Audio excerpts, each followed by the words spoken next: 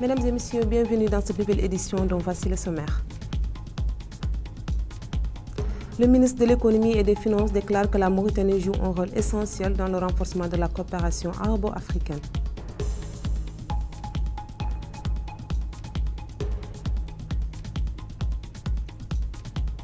L'entraîneur international mauritanien Hamad Ould Mohamed annonce son départ et affirme que l'entraîneur en Mauritanie ne bénéficie d'aucune considération.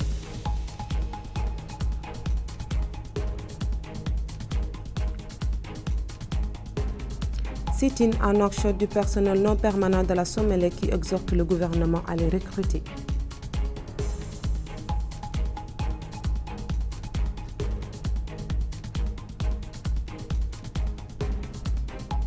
Bonsoir et merci de nous avoir choisis pour cette nouvelle session d'information.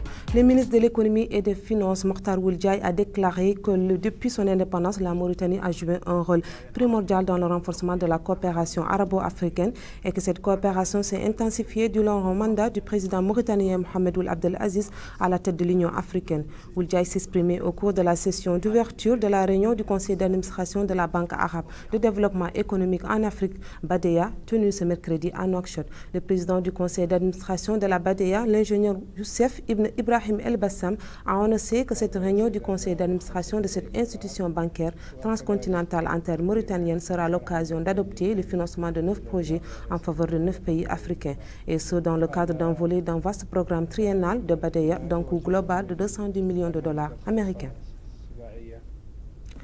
Au cours de l'édition du lundi 1er mars 2016 du programme El Mourabitoun Foot, l'arbitre international mauritanien Hamad Ould Mohamed a annoncé la fin de sa carrière d'entraîneur en Mauritanie. Ould Mohamed a affirmé mettre fin à son parcours d'une décennie dans le domaine de l'arbitrage de rencontres tant au niveau du championnat national qu'au niveau international pour les matchs auxquels il a été convié par la Confédération africaine de football. L'arbitre mauritanien a déclaré avoir fait l'objet de nombreuses pressions de la part de nombreuses parties, comme il a affirmé détenir des informations sur des tractations de la part de 3 clubs qui voudraient l'exclure de l'arbitrage, soulignant que l'arbitre ne jouit d'aucune considération dans le pays. Des travailleurs parmi le personnel non permanent de la Somelec ont organisé un sit-in de prestation exhortant les autorités mauritaniennes à les recruter au sein de la compagnie nationale d'électricité. Les manifestants ont déclaré que certains d'entre eux travaillent depuis 15 ans sans qu'ils soient recrutés, alors que d'autres parmi eux sont à un pas de la retraite sans avoir été recrutés. Ces temporaires réclament leurs droits absolus, leurs droits qui sont bafoués depuis 20 ans, et nous voulons un recrutement direct. Parmi nous, des autres ont été très vieux, et d'ailleurs ils ont vieilli plus dans la société sans recrutement jusqu'à ce jour. Nous demandons que la société recrute directement les temporaires et les bénévoles. Tout le monde. C'est eux qui font le travail, c'est eux qui méritent tout. C'est le bon message. Sans compter les bénévoles aussi très présents. La hausse des prix alimentaires provoque de nouvelles vagues, les hausses jusque-là étant du fait des commerçants qui invoquent une augmentation des charges fiscales pour se justifier aux yeux de l'opinion publique. Voilà que le gouvernement demande aux marchands de volailles d'augmenter leurs prix sans se préoccuper outre mesure des impacts sur le budget des ménages. Un commentaire de Mohamed Yahya Ould Abdelwadoud. Les prix en Mauritanie ne cessent de faire parler d'eux. Alors que le gouvernement s'est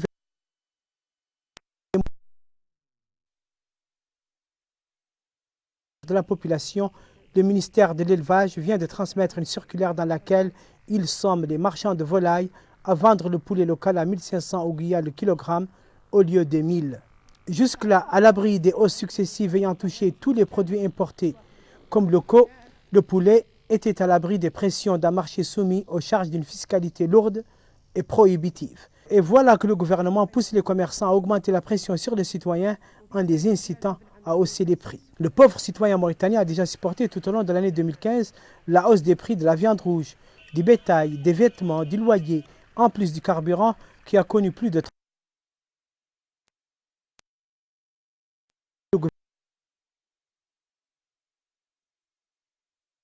après celle du riz, de l'huile et du sucre, voilà qu'il opère la hausse des prix du poulet. Comble du ridicule, le ministère se fend d'une circulaire pour titiller l'appétit des marchands en leur proposant le bon prix qu'il convient d'appliquer aux pauvres citoyens mauritaniens. 1500 ouguiya le kilogramme de poulet local. Face à ce coup de boutoir, impossible d'échapper à une augmentation des prix. Or, nous savons que toute dévaluation de l'ouguiya se traduit par une hausse considérable des produits importés de grande consommation. Décidément, tous les moyens sont bons pour augmenter la manne fiscale, quitte à saigner à mort les citoyens.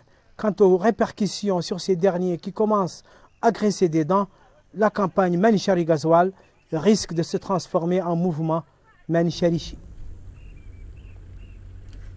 La commission chargée des préparatifs du sommet de la Ligue arabe, dont l'organisation est prévue à Nouakchott en juillet prochain, a tenu sa première réunion de ce mardi 1er mars au palais présidentiel sous la présidence du secrétaire général de la présidence de la République.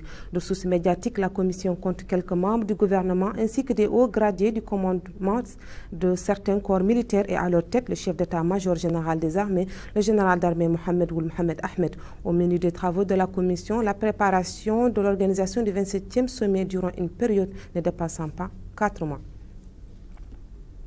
Des députés du Rassemblement national pour la réforme et le développement Tawassoul ont inauguré un tronçon de route menant à la localité de Déjreid, dépendant de la Mokata de Guérou, en vue de désenclaver ce patelin de la Saba. Cela dit, le gouvernement actuel affirme avoir réalisé plus de la moitié de la longueur du réseau routier mis en place depuis l'indépendance du pays. Pour l'actualité internationale, Palestine, à présent, selon des sources locales dans le patelin palestinien d'Al-Khadr, des forces d'invasion sionistes ont lancé de nombreuses bombes lacrymogènes et d'autres sonores en direction de domiciles d'habitants de la zone. Il en a résulté de multiples atteintes de suffocation et de pertes de connaissances au sein des citoyens palestiniens. Toujours dans l'actualité internationale, Donald Trump et Hillary Clinton ont chacun remporté 7 États lors du Super Tuesday, scrutin crucial aux États-Unis pour les primaires au présidentiel de leur parti. En face, Ted Cruz, côté républicain, tente de rassembler les siens, tandis que le démocrate Bernie Sanders reste toujours en course, mais ressort affaibli après le vote de ce super mardi. Situation conforme aux prévisions des analystes quelques jours plus tôt, comme l'atteste ce document commenté par Fofana Issa. Donald Trump était l'homme à abattre lors des primaires de ce mardi du Super Tuesday. Le candidat républicain avait déjà remporté 3 des 4 primaires de son parti. Un succès confirmé ce 1er mars où il a transformé le Super Tuesday en Super Trump. Pour les républicains de l'establishment comme Rubio et Cruz, c'est vraiment la dernière chance qu'ils ont de gagner des élections et de perturber la course de Donald Trump. Ces sondages sont très bons à l'échelle nationale, mais aussi dans tous les États du Super Tuesday. Les électeurs des 12 États américains étaient appelés à choisir leur candidat à la Maison-Blanche. Chez les républicains, avec 7 États remportés. Côté démocrate, Hillary Clinton avait également 7 États contre 4 pour son rival socialiste Bernie Sanders. Chaque État devrait ce mardi donc élire un certain nombre de délégués proportionnels à sa population. Chez les démocrates, 18% des délégués ont été désignés. Pour les républicains, près d'un quart. Les campagnes plus modestes peuvent connaître de bons résultats dans les premiers États. Avec le porte-à-porte, les candidats rencontrent les électeurs. Mais maintenant, nous avons atteint le stade où les campagnes publicitaires prennent le pas, tout comme la capacité des candidats à rassembler rapidement de larges foules. La liste des candidats s'était réduite comme peau de chagrin après seulement 4 États. L'Ohio, le New Hampshire, la Caroline du Sud et le Nevada. 12 des candidats républicains avaient déjà jeté l'éponge et 3 démocrates avaient abandonné en tout début de course. Parti favorite, Hillary Clinton a réussi à batailler ferme face à Bernie Sanders avec au finish une bonne longueur d'avance ce mercredi. Ce sont des États où l'électorat du Parti démocrate est chez les minorités, les Afro-Américains, les Hispaniques. Hillary a la cote chez ses électeurs, donc elle va faire de bons résultats dans certains de ces États. Et Bernie doit aussi être performant dans des États de Nouvelle-Angleterre s'il veut contrebalancer cela. Les analyses et le pronostic émis par nos spécialistes de l'agence Ipsos, c'est bel et bien confirmé, en tout cas à mi-parcours de ce processus. C'était tout pour l'actualité, mesdames et messieurs. Voici le rappel des titres. Le ministre de l'économie et des finances déclare que la Mauritanie joue un rôle essentiel dans le renforcement de la coopération arabo-africaine.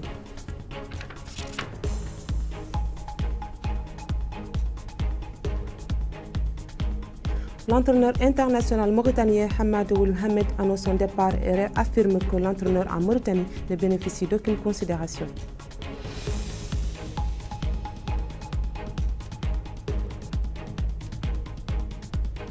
Sit-in en action du personnel non permanent de la Somalie qui exhorte le gouvernement à les recruter.